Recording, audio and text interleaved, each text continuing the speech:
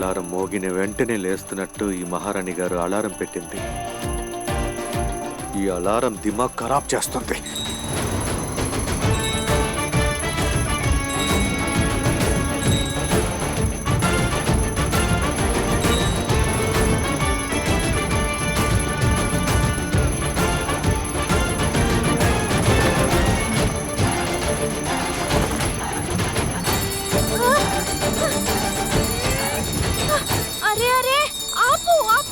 పొద్దున్నే ఈ గంట నా తలపైన ఎందుకు మోగిస్తున్నావు?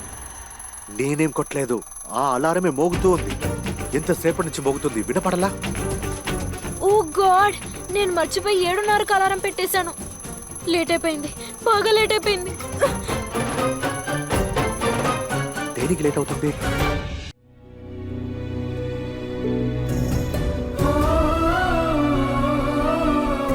ఎలా ప్రారంభించను ఇప్పుడు?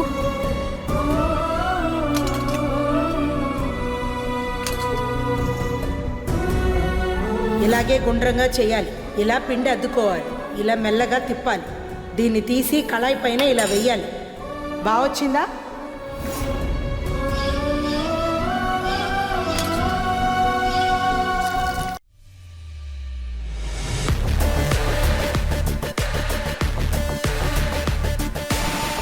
అన్నా అన్నా, బయటికి రాకండి, లోపలికి వెళ్ళండి. అరే అటుపక్కకి ప్లీజ్. వదినతో కలిసి మీరు పని చేయండి ప్లీజ్ ప్లీజ్ ప్లీజ్. నేను ఎలా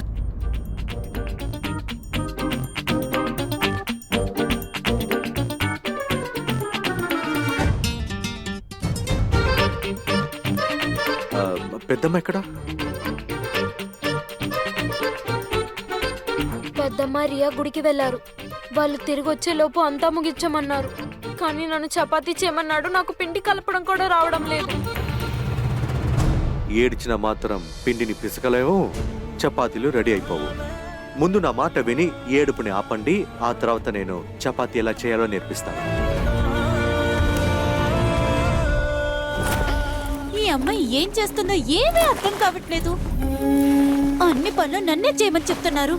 ఈ ప్యాంట్లో ఏంటిది?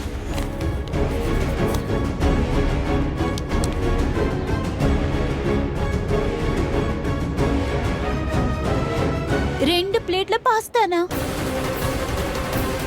మరిది గారు ఎవరితో పాస్తా తినడానికి వెళ్ళారు?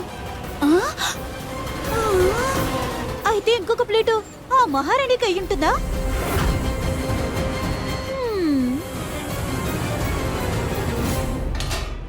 ముందుగా పిండిలో టేస్ట్కి తగ్గ కావలసినంత ఉప్పు వేసుకోవాలి.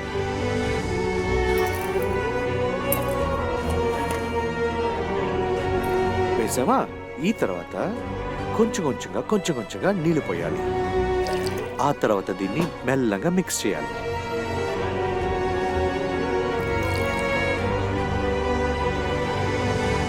ఇప్పుడు ఫుట్బాల్ లాంటి చపాతీ మావు రెడీ అయిపోయింది. ఈ ఫుట్బాల్ నుంచి కొంచెంగా తీసుకొని అందులో చేసుకోవాల్సింది టెన్నిస్ బాల్. ఆ తర్వాత మనం చపాతీ కర్ర తీసుకొని మావు దీని మీద వేసి ఇలా ప్రెస్ చేయాలి. ఇలా చేస్తున్నప్పుడు కేర్ఫుల్ గా చేయాలి, ఎక్కువ ప్రెషర్ పెట్టకూడదు. ఇప్పుడు గ్యాస్ ఆన్ చేయాలి.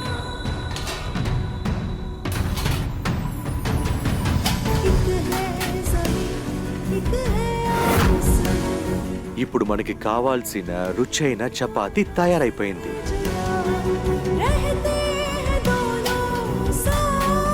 Wow, thank you. నువ్వు భలే మంచి టీచర్వి. ఇదే మంచి సమయం మనసులోని మాట చెప్పేయాలి. చూసారా ఈషా గారు, మావులు సరైన నీళ్లు పోసుకొని కలుపుకొని ఇలా చేస్తున్న వల్ల చపాతీ పర్ఫెక్ట్ గా రెడీ అవుతుంది. అదేలాగా రిలేషన్షిప్ మధ్యలో ఇలాంటి బాండింగ్ ఉంటేనే బాగుంటుంది. ఆ బాండింగ్ లేకపోతే మీరు ఎన్నైనా ట్రై చేయండి, ఆ రిలేషన్షిప్ కొనసాగదు. నా లైఫ్ స్టైల్కి ఇంకా మీ లైఫ్ స్టైల్కి మధ్యలో చాలా తేడాలు ఉన్నాయి. పెద్దమ్మకి మీరు ఇష్టం లేదు, ఎప్పటికీ మిమ్మల్ని ఇష్టపడదు కూడా. మీరు ఎంత ట్రై చేసినా, ఎంత కష్టపడినా దీనివల్ల ఏ ఒక్క విషయం ఇక్కడ మారదు. ఎందుకంటున్నానంటే ఈ చోట మీరుండాల్సింది కాదు. నేను మీ ఫ్రెండ్ కాబట్టి ఈ విషయాలన్నింటినీ మీతో చెప్తున్నాను. అర్థం చేసుకోండి. దయచేసి మీరు మీ నాన్నగారి దగ్గరికి వెళ్ళిపోండి. అంతే, ఇది మీతో షేర్ చేసుకోవాలనుకున్నాను. కష్టాల్లో ఉన్నప్పుడు స్నేహితులు తోడుగా ఉంటారు. నీ ఓటమిని ఒప్పుకోమని సలహా ఇవ్వరు. ఒప్పుకుంటున్నాను నాకు ఈ చపాతీ చేయడం రావడం లేదని, ఈ జీవితాన్ని చక్కబెట్టుకోవడం రావడం లేదని. కానీ ఒకరోజు అంతా సరైపోతుంది. ఈ చపాతీ, ఈ జీవితం కూడా.